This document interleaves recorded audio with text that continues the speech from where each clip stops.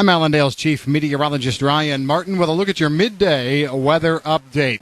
Latest check of the surface analysis across the center of the country doesn't show any major surprises. Our frontal boundary complex has tracked eastward a little bit. Low pressure now near the Sioux Falls, South Dakota area. Secondary low straight north of Grand Forks, North Dakota. Now, both of those lows are with differing frontal complexes. The low to the south goes with a triple point kind of setup where you've got a warm/stationary front that goes southeast through St. Louis and on into the Ohio Valley, and a cold front that goes back down through south central Kansas.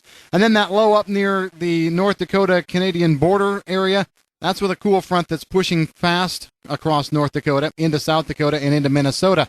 If there's one surprise to me here at midday, it's the fact that that front, that northern front, has moved a lot quicker than I even thought it would. It's picked up enough speed that I think it may actually end up merging with the low and the frontal complex farther to the south. That might make things a little bit interesting here as we go through the next day and a half to 2 days or so.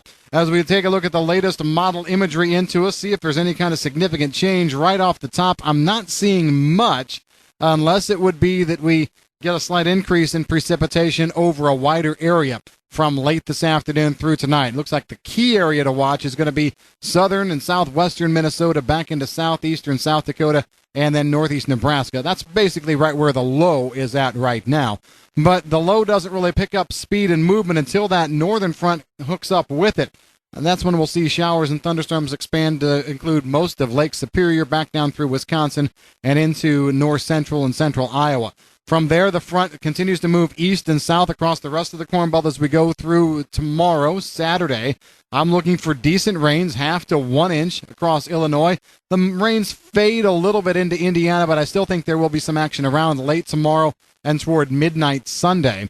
And then through the day Sunday, the bulk of the action is going to be Kentucky, Tennessee, and Ohio, and we'll get a brief break in the action, a brief pause over the rest of the Corn Belt. However, we still have a second front that's going to try and sneak through probably as we go through the early part of the week in the upper Midwest. Looks like everything just wants to come a bit faster, so that upper Midwest moisture early in the week will be limited mostly to Minnesota, Wisconsin. I don't think it sags as far south. There probably will be a thunderstorm cluster popping up as we go through Monday morning over eastern Kansas and into Missouri, but that's going to be about the southern extent of anything there.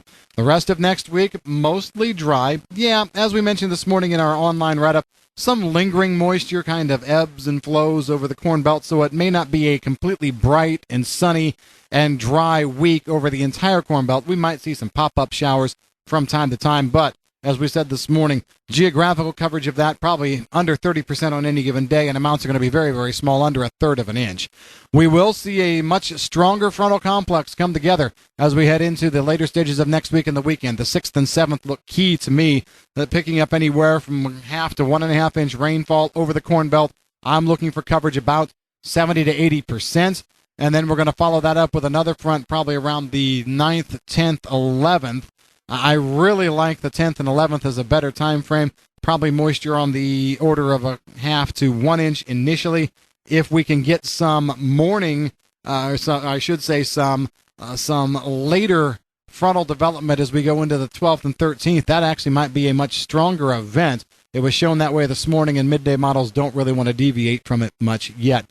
A wild card in the whole scenario as we go through the next couple of weeks for the Corn Belt and the Plains, actually, will be tropical areas. I'm looking specifically at the Gulf of Mexico, looking at a fairly active pattern. Not really a lot in the way of storms, but plenty of moisture.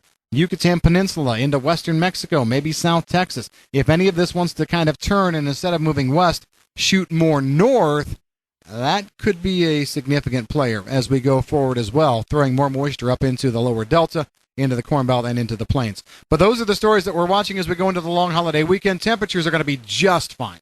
Normal to probably even slightly above as we get right down to it. And that's the way we are going to be seeing things shape up. Have a great rest of your weekend. If you've got any concerns on the weather, give us a shout at Allendale. I'm Chief Meteorologist Ryan Martin.